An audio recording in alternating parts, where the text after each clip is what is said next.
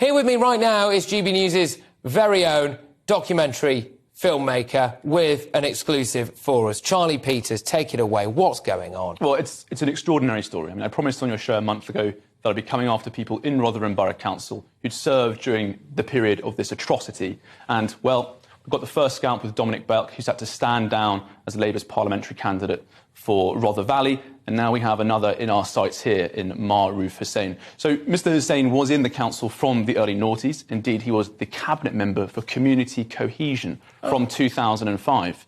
Now, he was brought into the cabinet again in September 2014 when the Alexis J report revealed the extent of the suffering. She found 1,400 girls, as a conservative estimate, have been abused in the town. The National Crime Agency has since revised that up to 1,510. Now, while he was serving in the cabinet for that period after the J report, he had to resign in disgrace in February 2015, along with the leader, Paul Lakin, and the rest of the cabinet, when Louise Casey found that the council was in denial. Now, lots of people were referred to anonymously in this report by Dame Louise. But, you know, with Mr Hussain and indeed another councillor called Jahangir Akhtar, she went so far as to actually name them due to the seriousness of the allegations against them. Now, Akhtar and Hussain were both described as senior Pakistani members of the council who would influence decision-making and would influence the actions of the council.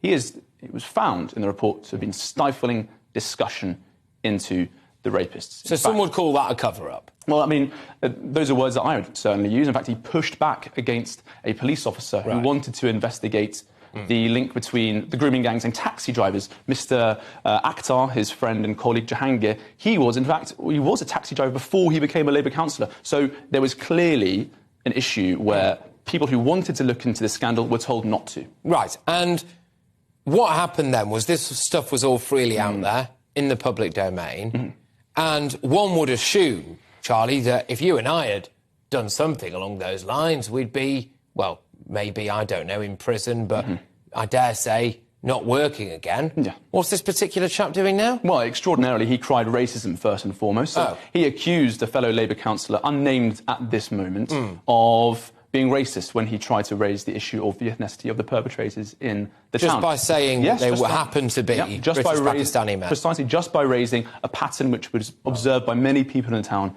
and indeed lots of the victims and survivors. Or the facts. So, indeed, and indeed the truth showed it in both of the reports. But Mr Hussain allegedly made this accusation. The Labour Party today refused to confirm to GB News the outcome of the investigation after he was accused of making this false accusation of racism. The Labour Party also failed to confirm that he was still a member of the Labour Party. He might still be a member of the Labour Party, extraordinarily. But what we do know is that he works for the NHS in this diversity and inclusion and participation role for a body which is called Health Education England, which aims to inspire and educate and train the next generations of people working in medicine in Britain. So here is a man who, survivors from Rotherham who've lived in the town for 30 years, told me prioritised, this is their view, that he prioritised so-called community cohesion over justice for rapists, is now the national lead for diversity and inclusion at a major NHS body. I think it's scandalous.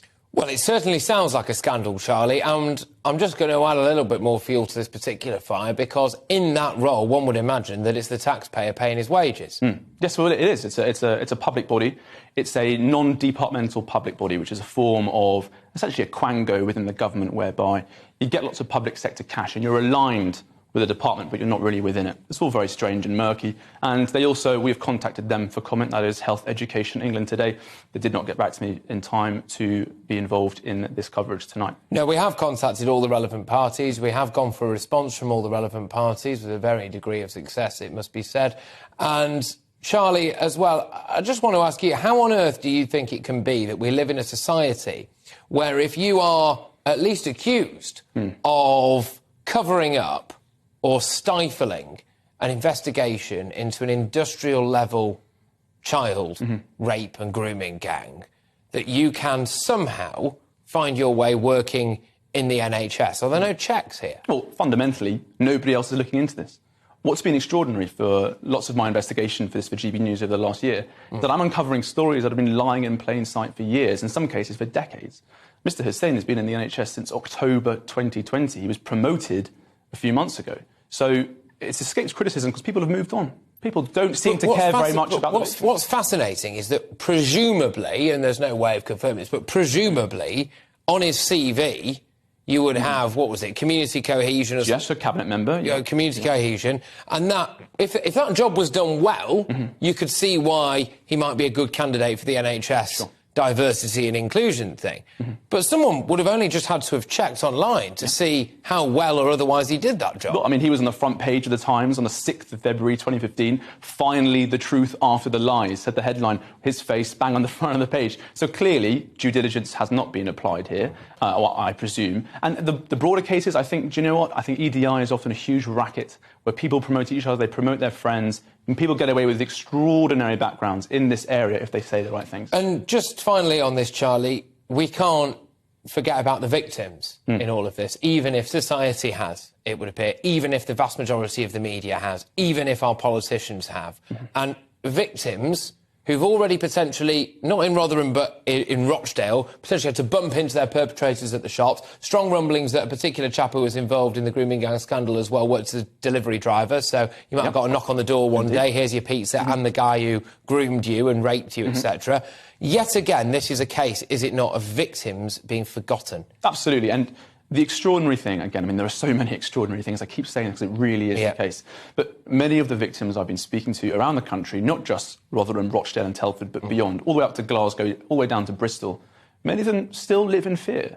Because, as you said, they see their abusers in the street, they see them in the shops, they see them at work, they can't avoid them. A lot of them live anonymously. When they are activists, they do it under a fake name, you know? They have to write under a pen name. They live in fear because our society has moved on and justice has never been delivered for them. But actually, it's about time the perpetrators and those involved in what was an industrial-level scandal but an industrial-level cover-up started being very afraid themselves. They've got away for this for too long, haven't they, just quickly? I quite agree, and we need investigations into every major town and city where credible reports of these abuses have been taking place. If we can't bring them to justice this year, when will we? Absolutely. Charlie, thank you. Thank you very much for everything that you do. Charlie Peters there, GB News' very own documentary filmmaker. We are not going to drop this, ladies and gentlemen. I cannot believe that it's as difficult as it has been to get this kind of stuff front and centre on the news agenda, because it is a proper pandemic. We've had one type of pandemic. We're going to come on to that in a little bit. But this is an ongoing pandemic. I just want to read out a comment from the Labour Party spokesperson in relation to what Charlie's just been talking about there. It says, all complaints are taken seriously